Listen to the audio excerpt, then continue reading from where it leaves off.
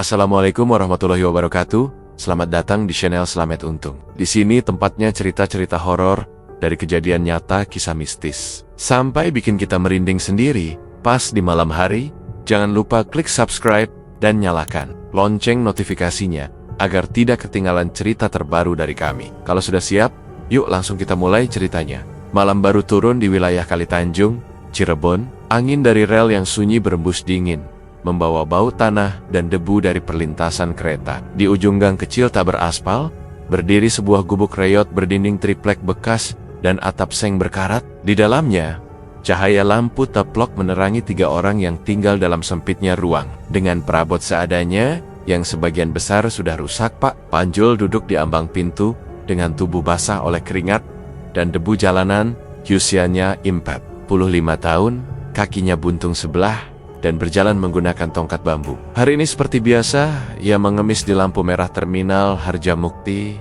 sejak pagi hingga maghrib. Cuaca terik membuat kulit wajahnya makin legam. Uang recehan yang ia kumpulkan dari belas. Kasihan orang-orang disimpan dalam kantong plastik hitam yang digenggamnya erat. Berapa dapatnya hari ini? Suara Bu Komariah terdengar nyaring dari dalam gubuk. Pak Panjul diam sejenak. Ayat Cahus, itu tak pernah membawa ketenangan. Dengen, enggen.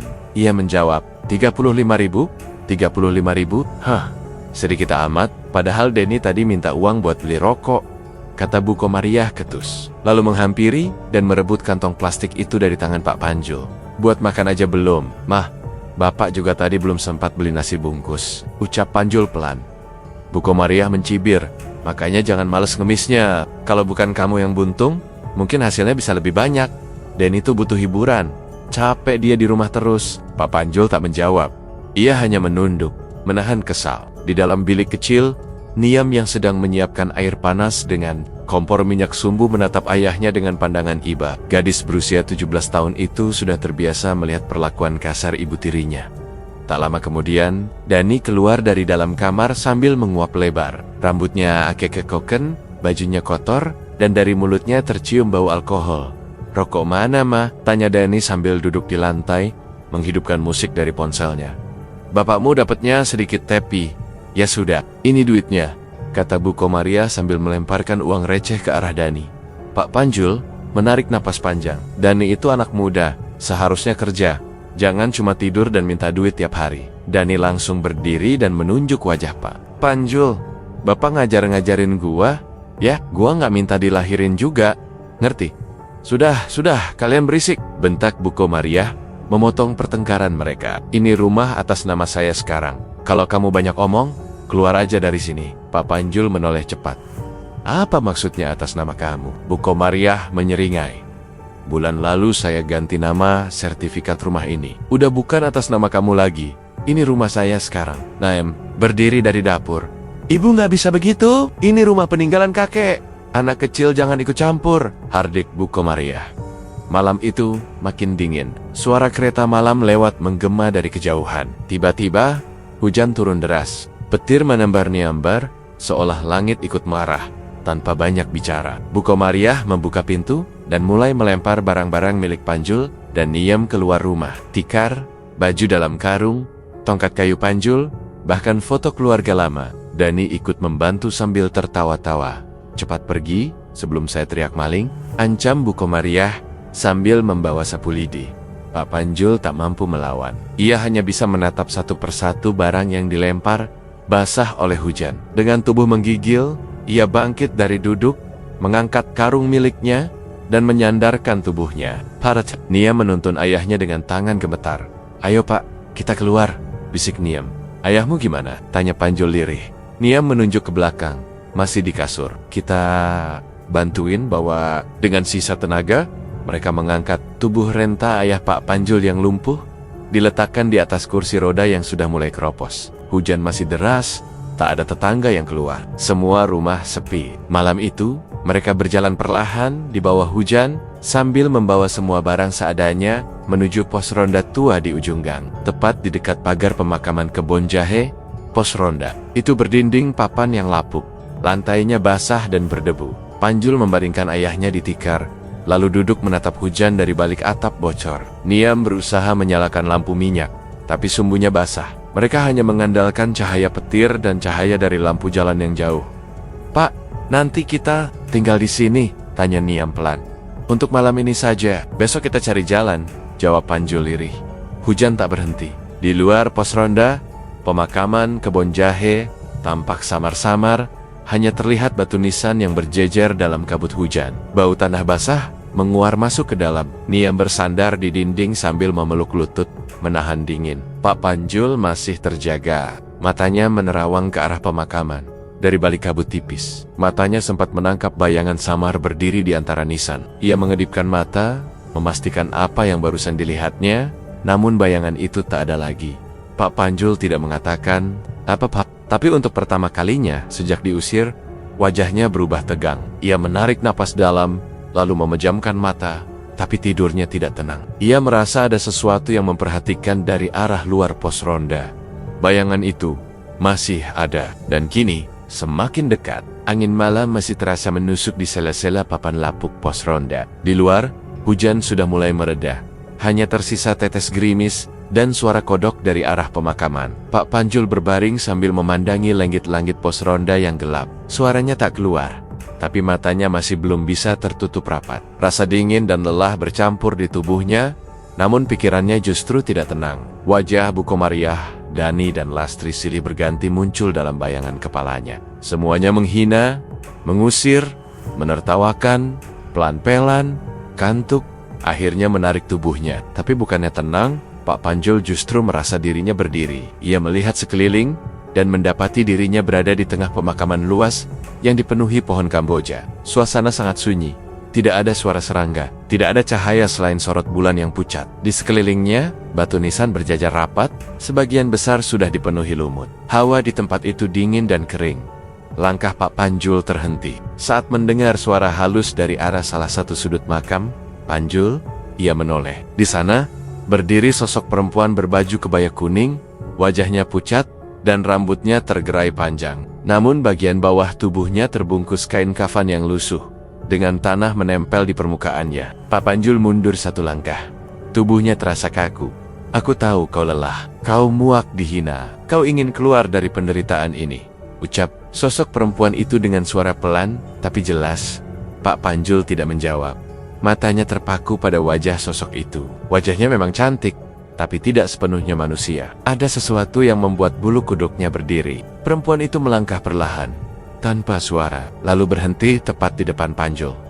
"Aku bisa beri kamu semuanya," lanjutnya. "Rumah, uang, kekuasaan, hormat dari orang-orang yang sekarang menginjak harga dirimu." "Siapa kamu?" tanya Pak Panjul. Suaranya serak dan lirih. "Namaku Zubaidah. Aku hanya meminta satu hal sebagai imbalannya. Temani aku 2 malam dalam seminggu. Malam Selasa dan Jumat Kliwon. Itu saja," jawab perempuan itu tenang. Panjul tak sanggup menggerakkan kaki. Matanya menatap tangan Zubaidah yang perlahan terangkat, lalu menyentuh pipinya. Rasanya seperti es batu yang menempel di kulit. Dalam sekejap, tubuhnya terasa beku, dan pemandangan di sekeliling mulai berputar. Ia tersentak bangun. Nafasnya tersengal, peluh membasahi dahinya, meski udara malam masih dingin. Sekelilingnya gelap. Niam masih tertidur di sudut pos ronda, dan ayahnya terbaring diam di atas tikar. Tapi sentuhan di pipinya tadi terasa begitu nyata. Ayamen, wajahnya mencari jejak dingin itu, tapi tak ada. Hanya rasa takut dan bingung yang tertinggal. Pagi datang dengan langit mendung. Burung-burung tak terdengar berkicau. Niam bangun lebih dulu, lalu duduk di sebelah ayahnya yang masih belum bicara sepatah kata pun. "Pak, obat Bapak udah habis." "Niam tadi lihat botolnya kosong," ucap Niam pelan. Pak Panjul mengangguk lemah. "Uangnya belum ada, mau Niam ke warung Guetin buat bantu bersih-bersih. Siapa tahu dikasih upah," katanya sambil berdiri dan merapikan jilbabnya. Panjul tidak mencegah. Ia tahu putrinya terpaksa melakukan itu karena mereka benar-benar tidak punya pilihan. Sekitar jam 10 pagi, suara knalpot motor meraung dari arah jalan masuk TPU. Motor sport merah mengkilap, berhenti tepat di depan pos ronda. Dani turun dari motor sambil tertawa. "Wih, masih nginep di pos ronda, Pak Pengemis?" seru Dani lantang. Pak Panjul hanya diam. Ia tahu Dani datang hanya untuk mempermalukannya. "Bapakmu ngemis berapa semalam?" 1.000, 2.000, "Aku baru dikasih duit sama ibu 2 juta buat beli motor ini." Betul, Dani menepuk-nepuk bodi motornya sambil menyeringai. Dani, pulang sana, jangan ganggu, bentak Niem yang baru saja kembali dari warung. Hei, anak pungut jangan banyak omong. Kamu itu hidup numpang, tahu nggak? Balas Dani kasar, lalu memacu motornya kembali dengan suara knalpot yang memekakkan telinga. Pak Panjul menghela napas, berat. Kepalanya makin berat menahan malu dan marah.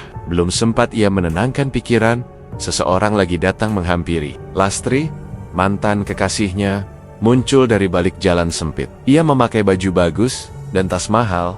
Masih hidup, Panjul? Lastri tertawa sinis. Kamu tahu nggak, minggu depan aku nikah sama Pak Wiryo. Pernikahan di Hotel Grand Trias. Undangannya udah nyebar kemana-mana. Tapi kamu nggak usah datang ya. Malu aku punya mantan kayak kamu. Pak Panjul tak menjawab. Ia hanya menunduk, menahan jantungnya yang berdegup lebih kencang dari biasanya. Lastri menyodorkan selembar undangan dan melemparnya begitu saja ke tanah. Ia lalu pergi begitu saja sambil tertawa kecil. Nia memungut undangan itu. Wajahnya menegang saat membaca tulisan nama mantan ibunya dan calon suaminya yang terpampang jelas di atas kertas tebal. Ia memandang ayahnya, namun Pak Panjul hanya menatap kosong ke arah pemakaman kebun jahe yang masih basah oleh hujan semalam. Tak ada yang mereka bicarakan lagi siang itu. Nia membereskan pakaian ayahnya yang basah, lalu menyuapi ayahnya dengan roti sisa upah dari warung tadi pagi. Pak Panjul mengunyah perlahan tanpa rasa. Malam mulai turun kembali. Angin dari pemakaman berembus dingin, membawa aroma tanah basah dan sesuatu yang tidak dikenali Panjul. Ia kembali membaringkan tubuhnya di tikar tipis, tapi kali ini ia merasa seperti ada yang menunggu. Di dalam pikirannya, suara Zubaidah kembali terdengar pelan.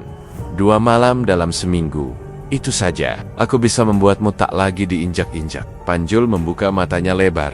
Di luar pos ronda, bayangan hitam melintas cepat di antara nisan-nisan yang basah. Pak Panjul masih terbaring di pos ronda saat langit sudah mulai terang. Matanya tidak sepenuhnya terpejam semalaman. Sesekali ia melihat keluar, ke arah deretan nisan yang perlahan muncul kembali dari balik kabut pagi. Bayangan hitam yang ia lihat malam tadi tidak bisa hilang dari kepala. Suara Zubaidah juga masih menggema di telinganya. Tubuhnya lemas, tapi bukan karena lapar. Yang membuatnya sulit bangun adalah pikiran yang penuh tekanan. Kata-kata Lastri kemarin terus mengganggu, begitu juga ejekan Dani dan tatapan penuh benci. Dari Bu Komariah, Niem sedang membersihkan tikar dan menata barang-barang seadanya ketika Pak Panjul pelan-pelan bangkit. Ia duduk dan menatap anak gadisnya itu. Ingin rasanya mengatakan sesuatu, tapi mulutnya keluh. Di seberang jalan, lalu lalang warga kampung, tak ada yang menoleh ke arah mereka. Pos ronda itu banner-banner terasa terisolasi, seolah hanya mereka bertiga yang tinggal di dalamnya. Menjelang siang, saat matahari mulai naik, Pak Panjul berpamitan. Pak, mau cari sisa makanan di belakang pasar, katanya kepada Niem.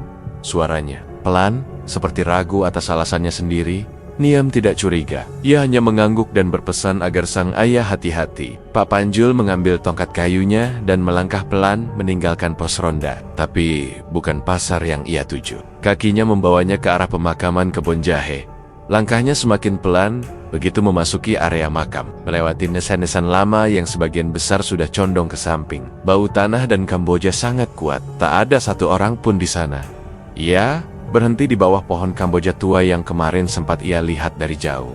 Angin di tempat itu bergerak lambat, seperti menahan napas. Pak Panjul menatap ke depan, tidak tahu apa yang harus dikatakan. Tapi dari balik pohon, suara halus itu kembali terdengar.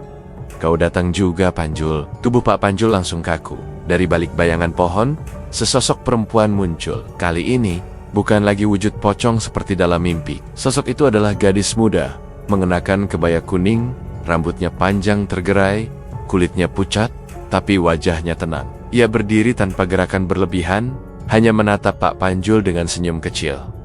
Aku tahu, hatimu sedang sesak. Dunia tidak memberi apa-apa padamu, tapi aku bisa, ucap Zubaidah pelan, tapi tegas. Pak Panjul masih mematung. Ia ingin pergi, tapi kakinya berat. Wajah-wajah yang menyakitinya kembali terlintas di kepala.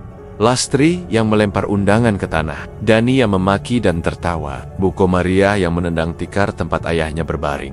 Aku hanya ingin kau menemaniku 2 malam saja dalam seminggu. Itu tidak berat untuk orang yang sudah kehilangan segalanya, lanjut Zubaidah.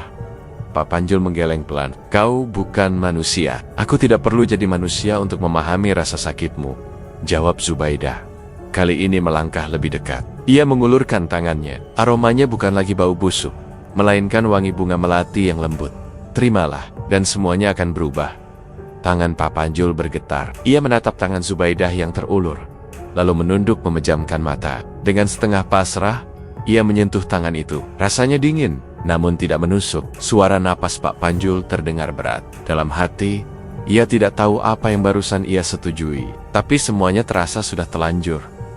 Zubaidah tersenyum. Ia tidak bicara lagi. Sosoknya perlahan memudar seperti kabut yang tersapu angin. Pak Panjul berdiri sendirian di bawah pohon Kamboja. Langit di atasnya tidak berubah, namun dadanya terasa penuh tekanan yang belum ia pahami. Saat kembali ke pos ronda, Pak Panjul duduk tanpa banyak bicara. Ia membuka dompet kecil lusuh miliknya, ingin memastikan uang receh sisa kemarin masih ada. Tapi tangannya justru gemetar saat melihat di dalam dompet itu ada beberapa lembar uang 100.000. Ia menghitung perlahan. 5 juta rupiah. Tidak ada yang tahu dari mana asalnya. Niem melihat perubahan di wajah ayahnya. Pak, kenapa? Pak Panjul buru-buru menutup dompetnya. Enggak, cuma tadi ada orang baik ngasih sebanyak itu, tanya Niem curiga. Pak Panjul tidak menjawab. Ia hanya menunduk.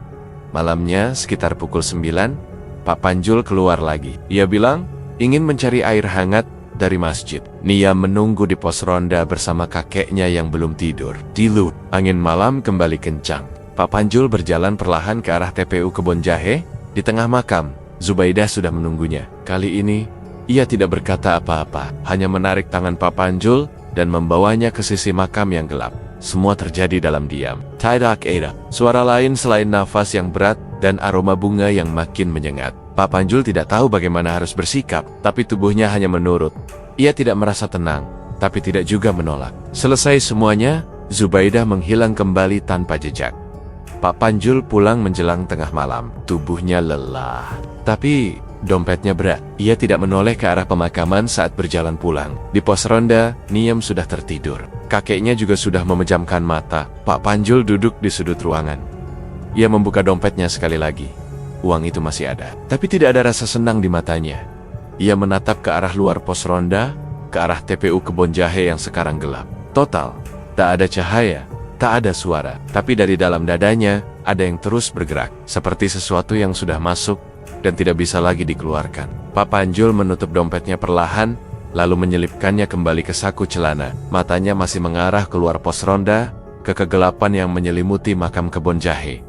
Ia duduk diam hingga pagi, sementara Niem terlelap di sudut ruangan. Rasa dingin masih melekat di kulit, tapi bukan karena udara malam, melainkan karena sesuatu yang tidak bisa dijelaskan dengan akal. Ia tidak tahu apa yang sudah benar-benar terjadi tadi malam. Namun uang itu nyata, dan semakin bertambah banyak. Tiap kali ia kembali ke tempat itu, 2 minggu setelah pertemuan pertamanya dengan Zubaidah, kehidupan Pak Panjul berubah drastis.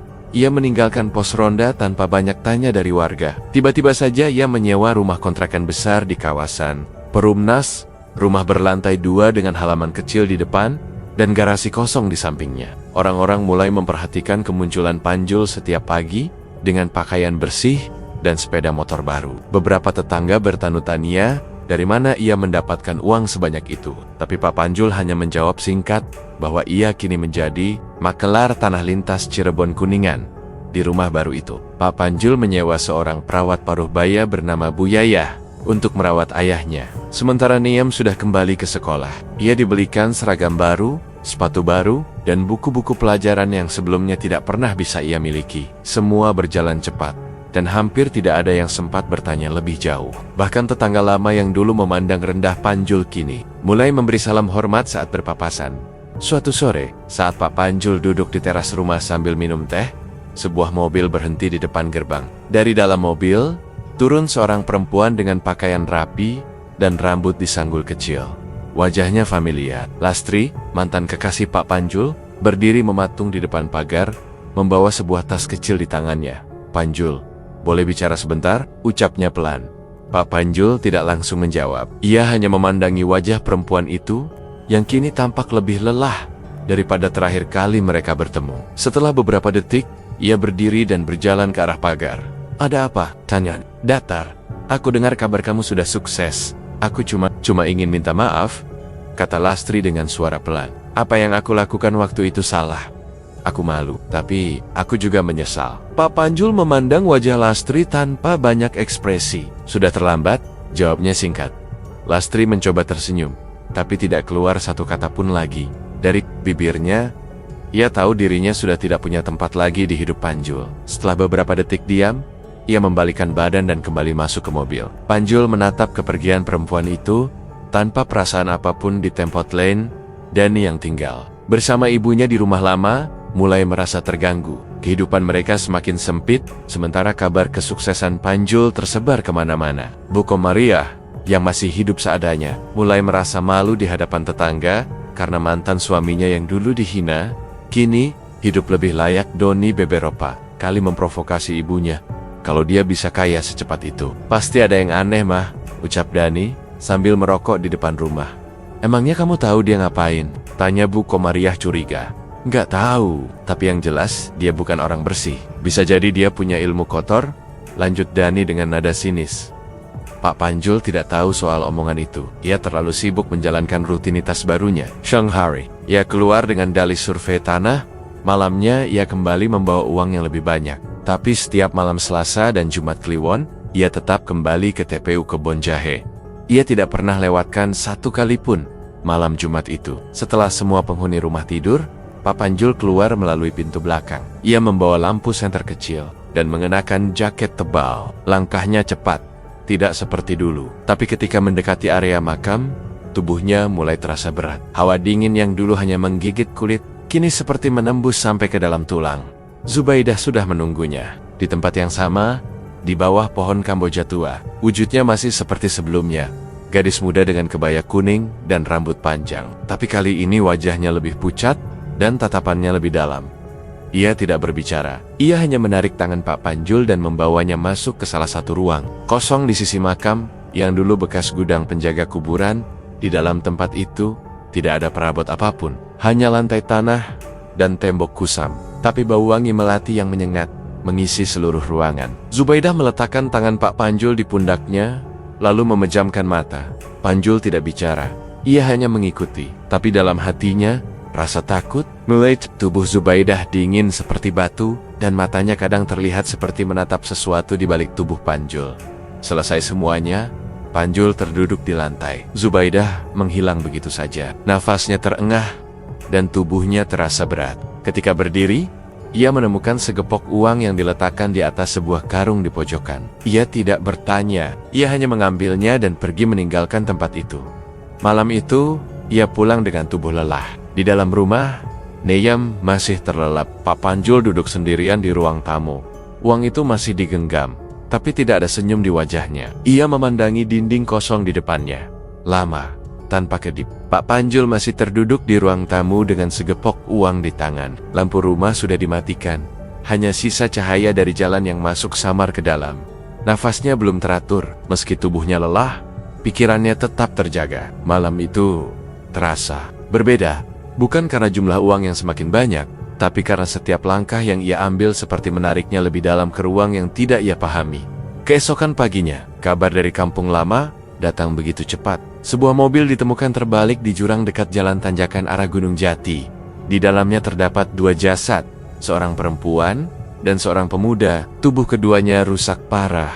Warga mengenali mereka sebagai Bu Komariah dan Dani. Polisi menyimpulkan bahwa mobil melaju terlalu cepat dan kehilangan kendali saat menikung tajam. Tapi para warga yang tinggal dekat lokasi kejadian mengatakan bahwa mereka sempat melihat sosok tinggi berwarna hitam melintas cepat sebelum kecelakaan terjadi. Berita itu menyebar ke seluruh kampung. Banyak yang merasa kaget, meski tidak sedikit pula yang berbisik pelan membahas kemungkinan adanya kutukan atau pembalasan gaib. Seorang tetua kampung menyebutkan bahwa tempat kejadian memang dikenal angker dan sering memakan korban yang berniat jahat. Pak Panjul hanya mendengarkan kabar itu tanpa reaksi. Tidak ada rasa kehilangan. Tidak juga ada senyum. Ia hanya duduk di teras rumah, menatap jalanan sambil menggenggam cangkir kopi yang sudah dingin. Beberapa tetangga mencoba menanyakan pendapatnya, tapi Panjul hanya menjawab singkat bahwa ia tidak tahu menahu soal kejadian itu. Di saat yang bersamaan, Lastri datang lagi, kali ini dengan langkah lebih ragu, mengenakan pakaian yang lebih sederhana. Ia berdiri di luar pagar, memandangi Panjul yang sedang menyapu halaman. "Panjul, aku cuma ingin numpang tinggal sebentar. Aku sudah nggak punya tempat lagi," katanya pelan. Panjul berhenti menyapu, lalu menatap wajah perempuan itu yang tampak lelah. Sekilas, rasa iba sempat muncul, tapi ingatannya tentang penghinaan Lastri di masa lalu terlalu sulit diredam. "Pergi sajalah, kita sudah bukan siopo-siope," ucapnya tegas. Lastri menunduk. Ia tidak membantah. Beberapa detik kemudian, ia membalikkan badan dan berjalan pergi. Tak ada kata yang ditinggalkan, hanya suara langkah kaki yang makin menjauh. Hari-hari berlalu, kehidupan Panjul makin mapan. Ia sudah tidak mengemis. Tak ada lagi yang bertanya soal pekerjaan, karena hampir semua orang di sekitar rumah barunya tapi di dalam rumah, suasana perlahan berubah. Niem, yang kini sering membantu kegiatan warga dan sekolah kembali, mulai merasakan ada yang tidak biasa dari perubahan ayahnya. "Pak, tiap malam keluar terus. Kerjaan makelar kok jam 9 malam?" tanya Niem suatu malam saat sedang menyetrika. Seragamnya, Pak Panjul menjawab cepat. "Cari berkas tanah. Ada yang minta survei malam, karena siangnya kerja." Niem mengangguk pelan, tapi dari raut wajahnya, jelas terlihat bahwa ia tidak sepenuhnya percaya. Beberapa kali ia melihat ayahnya pulang dalam keadaan pucat dan berkeringat, padahal malam tidak hujan dan udara tidak panas. Pernah suatu malam, ia mendengar suara langkah kaki masuk dari pintu belakang dan aroma melati yang menyengat. Tapi saat ia keluar kamar, ayahnya sudah duduk biasa di ruang tamu, seolah tak terjadi apa-apa. Panjul menyadari perubahan sikap putrinya. Ia jadi lebih pendiam dan tidak seceria sebelumnya. Tapi ia tidak berani bicara banyak. Setiap kali ia ingin membuka mulut dan mengaku, bayangan wajah Zubaidah selalu muncul. Sosok perempuan itu tidak hanya menuntut kesetiaan, tapi juga menanamkan rasa takut yang makin dalam setiap pertemuan. Malam Jumat itu, Zubaidah muncul lebih awal dari biasanya. Saat Panjul masih bersiap keluar rumah, suara halus tapi tajam itu terdengar dari ruang belakang. "Jangan pernah melupakan jadwalmu. Sekali saja kau lalai, aku yang akan datang ke rumahmu," kata suara itu tanpa menunjukkan sosoknya.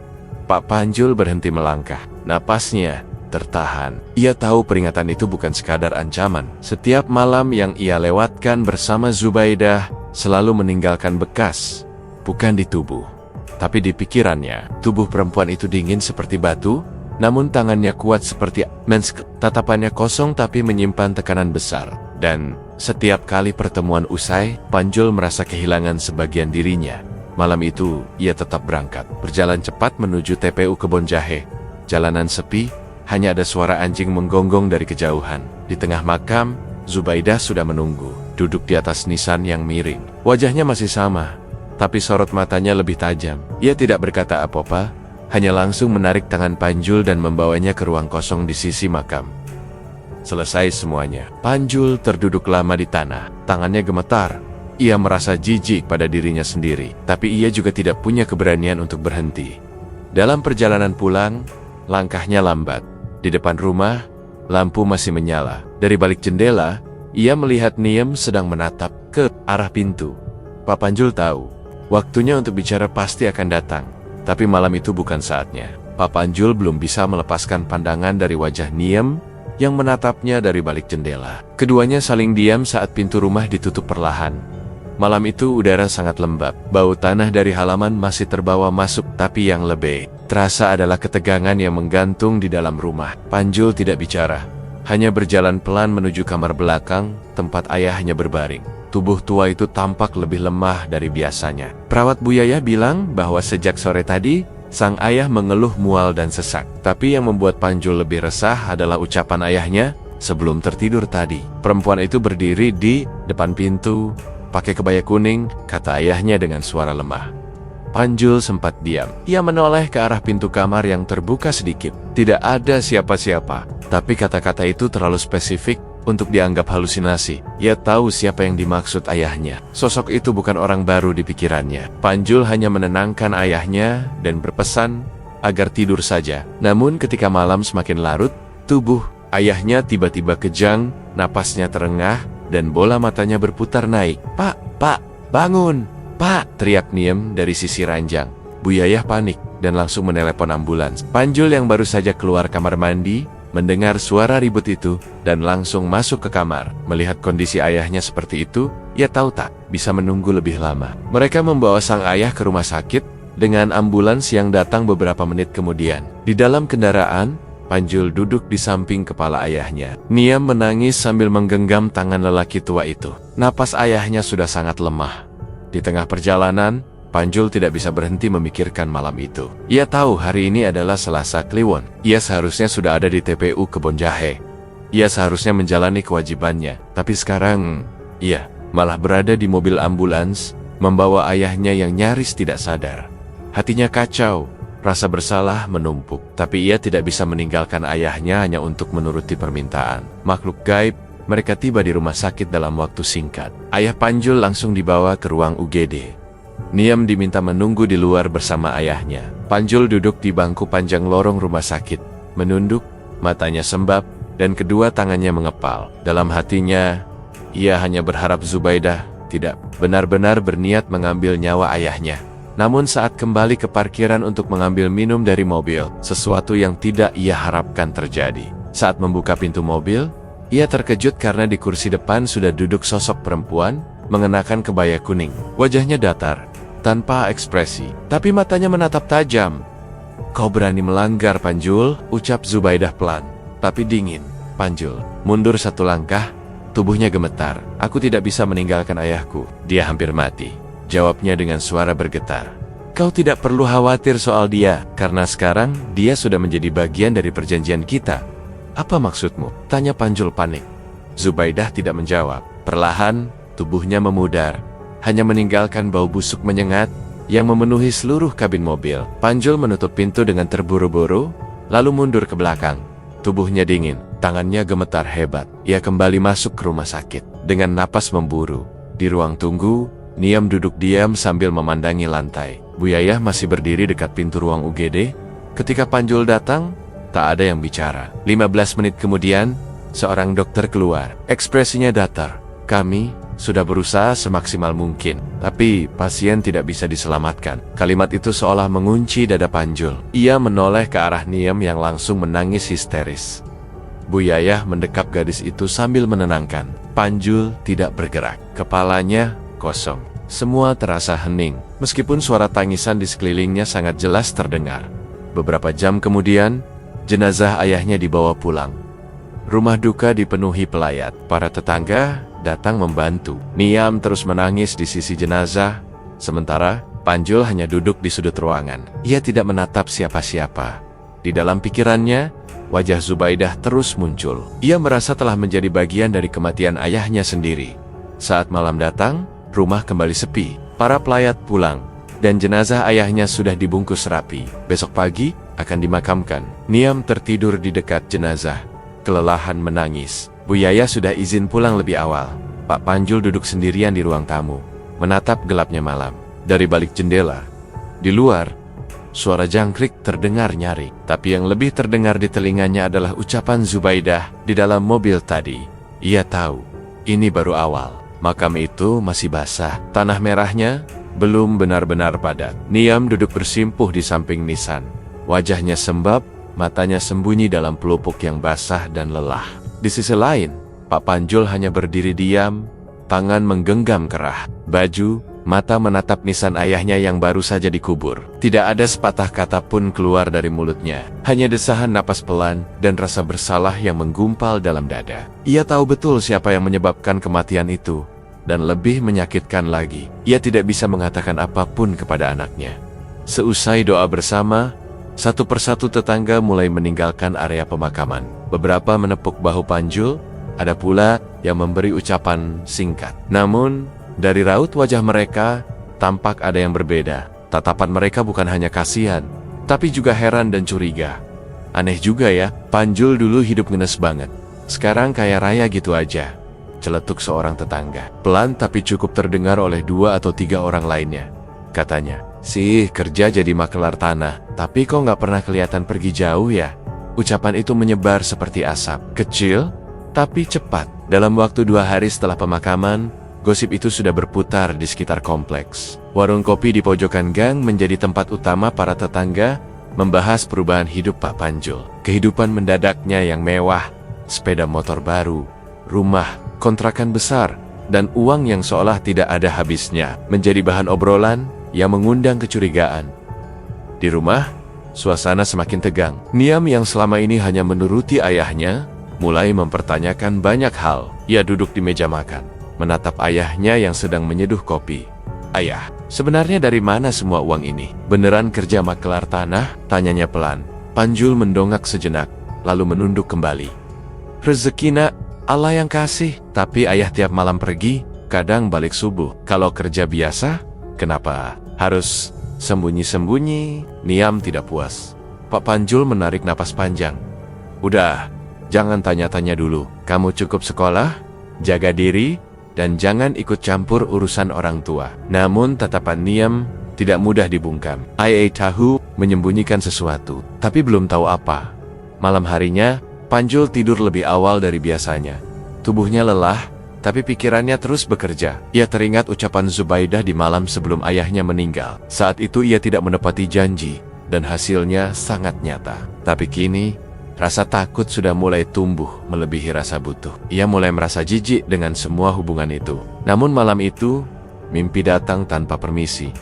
Di dalam mimpinya, Panjul kembali berada di tengah pemakaman. Kabut tebal menyelimuti sekelilingnya. Zubaidah berdiri tak jauh, mengenakan kain putih dan kebaya kuning yang lusuh. Matanya merah menyala.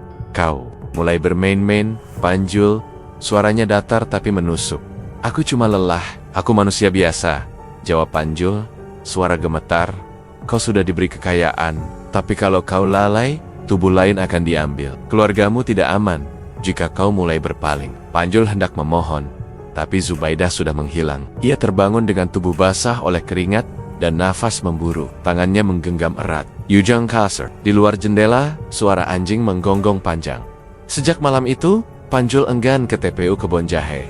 Ia memilih berdiam di rumah. Namun Zubaidah tidak membiarkannya begitu saja. Sosok itu mulai muncul di berbagai sudut rumah. Kadang di balik pintu kamar mandi, kadang duduk di pojok ruang tengah, kadang berdiri di balik gorden. Wujudnya kadang utuh, kadang hanya bagian kepala yang melayang. Panjul tidak berani bilang apa-apa ke Niam. Ia hanya mengurung diri lebih lama di kamar menahan ketakutan sendiri. Pada malam ketiga, setelah ia tidak datang ke TPU, suasana rumah semakin ganjil. Lampu kamar Niam mendadak mati saat ia sedang belajar. Saat dinyalakan kembali, ada aroma bunga melati sangat tajam menyelimuti kamar. Niam keluar sambil menahan napas. "Ayah, ada yang aneh di kamarku." Panjul berdiri dari tempat duduknya, menoleh cepat. Ia hendak menuju kamar Niam, tapi tiba-tiba lampu ruang tamu juga mati.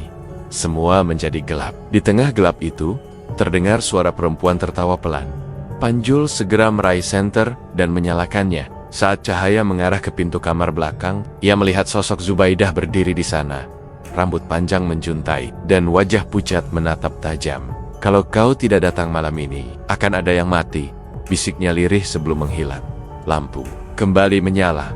Panjul terduduk lemas di lantai. Nafasnya berat. Ia menoleh ke arah Niam yang masih berdiri di sudut dapur, wajahnya ketakutan.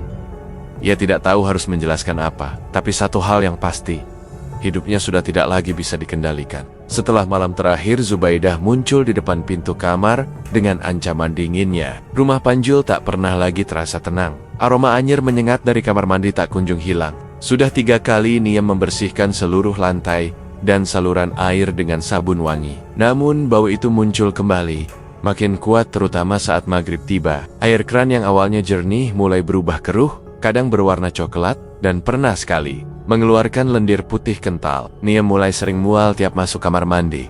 Sedangkan Panjul hanya duduk terpaku di ruang tengah, tubuhnya makin kurus dan pucat.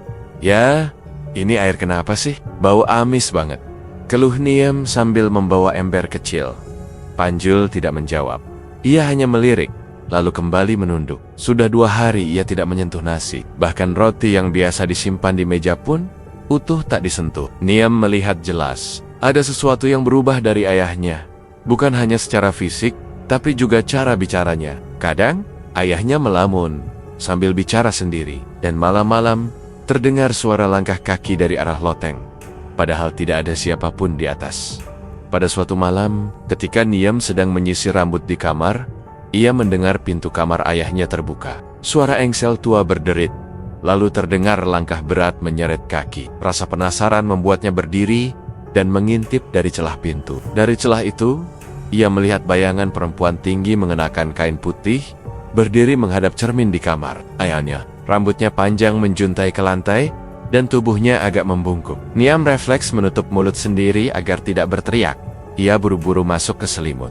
Tubuhnya menggigil. Keesokan paginya, ia nekat memeriksa kamar ayahnya. Tidak ada siapa pun, tapi cermin besar di sudut kamar, retak di bagian tengah, dan di ujung ranjang terdapat bekas tanah basah berbentuk telapak kaki. "Ya, semalam siapa yang masuk ke kamar?" tanya Niam, berusaha terdengar biasa. "Ayah nggak tahu," jawab Penjel pendik, wajahnya murung. "Jangan banyak tanya, Niam, fokus sekolah aja." Niam makin bingung. Ia merasa ini sudah tidak wajar. Ia coba menghubungi Bu Tatik, guru ngajinya dulu, yang kini tinggal di sekitar Masjid Kali Tanjung. Dari sana, ia diarahkan untuk menemui seorang ustadz yang dikenal, sering membantu orang-orang diganggu makhluk halus. Diam-diam, ia pergi ke rumah ustadz itu sepulang sekolah. Sementara itu, di rumah, Panjul makin kacau. Di cermin kamar mandi, ia melihat Zubaidah berdiri di belakangnya dengan mata melotot dan darah menetes dari hidungnya. Sot Mander. Wajah itu menghilang. Suatu sore, ketika ia baru pulang dari membeli obat lambung, ia terdiam di dalam mobil. Di kaca spion tengah, muncul lagi wajah Zubaidah. Kali ini dengan senyum lebar dan suara menyeringai. "Berani-beraninya kau mengadu ke orang luar. Siapapun yang tahu akan ikut kami." Panjul ketakutan. Ia menoleh ke belakang, tapi tidak ada siapa-siapa. Tangannya gemetar saat menggenggam kemudi. Napasnya sesak dan keringat dingin mengucur dari pelipis. Di malam harinya, gangguan makin menjadi. Semua lampu rumah mendadak padam. Televisi menyala sendiri. Dari loteng terdengar suara kursi diseret, disusul suara langkah berat yang menghantam atap. Panjul menggigil di pojokan kamar. Sedangkan Niam hanya bisa memeluk sajadah di kamarnya sambil berdoa. Meski tak tahu doa apa yang tepat untuk situasi seperti itu, Panjul sudah tidak sanggup tidur. Semakin ia menahan diri tidak datang ke makam, semakin kuat tekanan yang diterimanya. Ia merasa seperti dikurung dalam rumah sendiri. Bau busuk kini datang dari dalam lemari. Kadang suara perempuan tertawa pelan terdengar dari bawah tempat tidur. Niam yang tidak tahu apa-apa mulai khawatir dengan kondisi ayahnya yang makin menyedihkan. Pada suatu pagi, saat Niam hendak membangunkan ayahnya untuk makan, ia melihat leher Panjul dipenuhi luka cakaran. 4 garis merah menjalar dari bawah telinga ke dada kiri. Ia terkejut, tapi Panjul hanya menepis tangannya. "Jangan diurusin," kata Panjul ketus. "Ayah jatuh tadi malam." "Ini bukan jatuh ya, ini bekas kuku. Siapa yang nyakar ayah?" "Sudah, jangan banyak tanya," bentak Panjul tiba-tiba. Niam terdiam. Ia mundur pelan, menahan air mata. Malam itu, Panjul tertidur karena kelelahan. Tapi mimpi kembali datang. Seperti biasa, kali ini Zubaidah duduk di atas batu nisan yang basah, rambutnya menjuntai dan wajahnya nyaris tidak berbentuk. Ia berbicara dengan nada pelan tapi dingin. "Kau sudah melanggar terlalu banyak, Panjul. Kini, waktunya beralih." Panjul hanya bisa diam, tubuhnya kaku. Lalu Zubaidah berdiri, mendekat, dan berbisik satu kata ke telinganya. "Niam."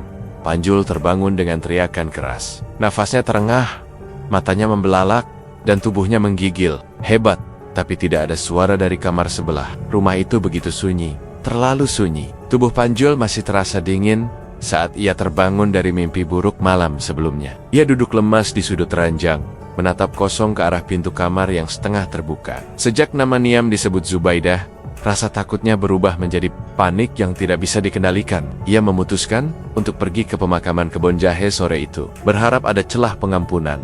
Ia membawa bingkai foto ayahnya yang sudah dibersihkan, dan beberapa batang kemenyan yang dibungkus plastik hitam. Langkahnya gontai menyusuri jalan setapak yang lembab, menuju sudut belakang pemakaman. Tempat biasa ia menemui Zubaidah. Di bawah pohon Kamboja yang sudah tua dan keropos, ia duduk bersimpuh. Mulutnya gemetar saat berucap, "Maaf, aku nggak sanggup lagi.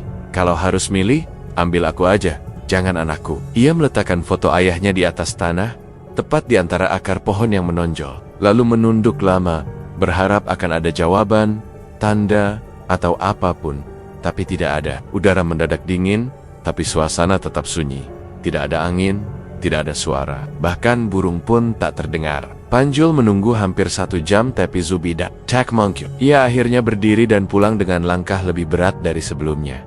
Sesampainya di rumah, ia tidak langsung masuk ke kamar. Ia hanya duduk di teras, memandangi halaman yang mulai ditumbuhi rumput liar. Niem datang menghampiri dengan segelas teh hangat. Namun Panjul hanya menatapnya tanpa berkata apa-apa.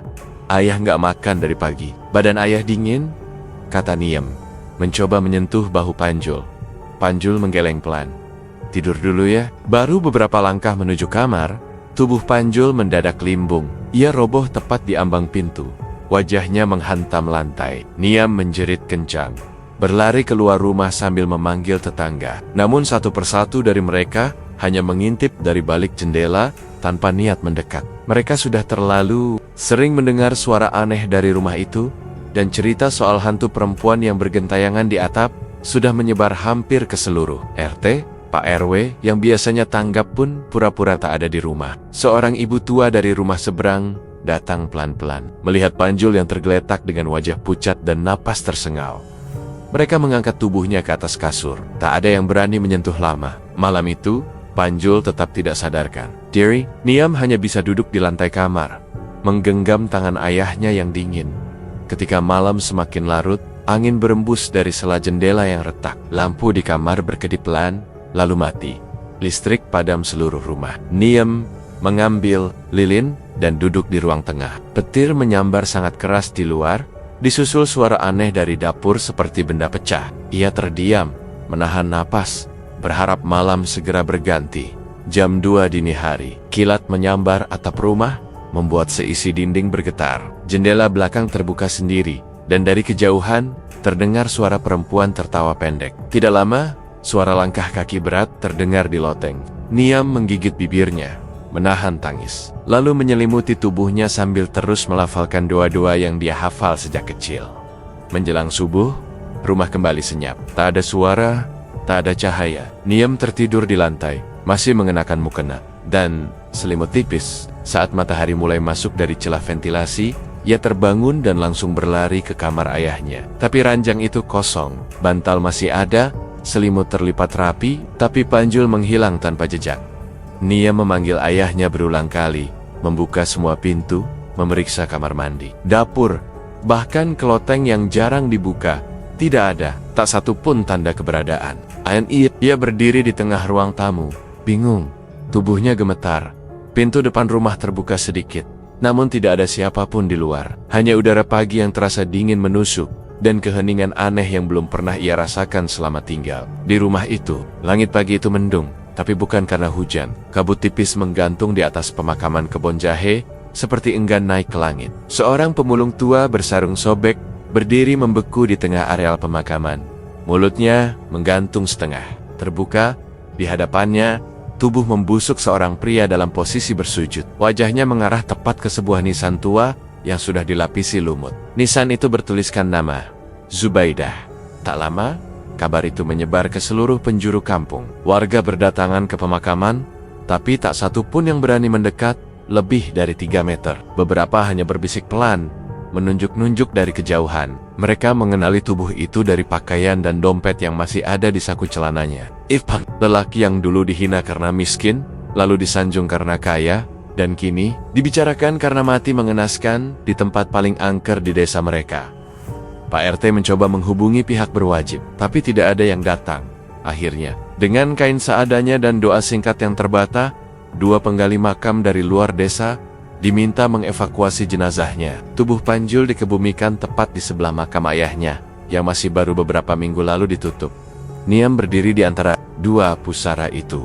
Matanya sembab, wajahnya pucat, tangannya menggenggam batu nisan milik ayahnya erat-erat, sementara air matanya jatuh satu persatu tanpa suara.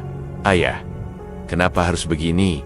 Tak ada jawaban, tak ada suara, hanya semilir angin yang berputar. Pelan di antara nisan-nisan tua, warga sudah pergi, para penggali juga sudah pulang. Tinggal Niem seorang diri, berdiri di tengah 2 makam yang menyimpan cerita yang tak pernah benar-benar ia pahami. Tapi ia tahu, sesuatu yang kelam telah terjadi. Tanah ikut menyeret semuanya ke dalamnya.